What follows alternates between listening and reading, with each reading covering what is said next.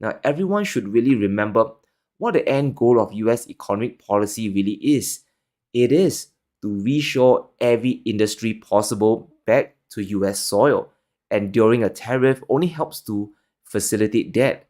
Now, maybe this is a bait and switch move. Maybe the Canadians will trade more with the world, but this is not a good look at the moment, and the story keeps getting worse. Now, Europe is about to accept Trump's universal tariff rate. All they want is exemption on certain goods, and it really tells you how powerless the EU is in this trade war. There's simply no backbone left in the G7 trying to push back against the tariffs, and if I were Trump, I would give no exemptions and just go full steam ahead.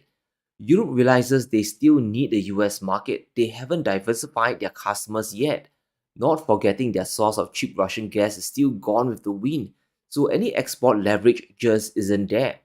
Europe wants the US to commit to lower rates on key sectors including pharmaceuticals, semiconductors, and commercial aircraft. They also want Trump to lower the auto tariffs and car parts, as well as the 50% tariff on steel and aluminum.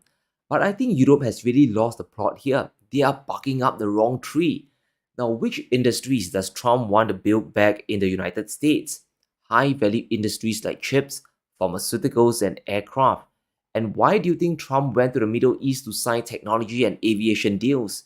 Europe is essentially making a fatal error here, maybe worse than Canada, because at least the Canadians have a buffer of natural resources to fall back on. Europe has nothing much. Which brings us to the next dangerous point in this trade war, and that is China's reaction to this mess. It's really important to realize the danger Beijing is witnessing. It's really simple to understand. Canada has already folded somewhat, Europe is already on one knee. It doesn't take much for the G7 to come together to kiss Trump's ring and to try and contain China. Now, definitely this won't work long term. We'll see a disaster bigger than the sanctions on Russia, but it will wreak havoc on the global economy. And for China, that's bad for business.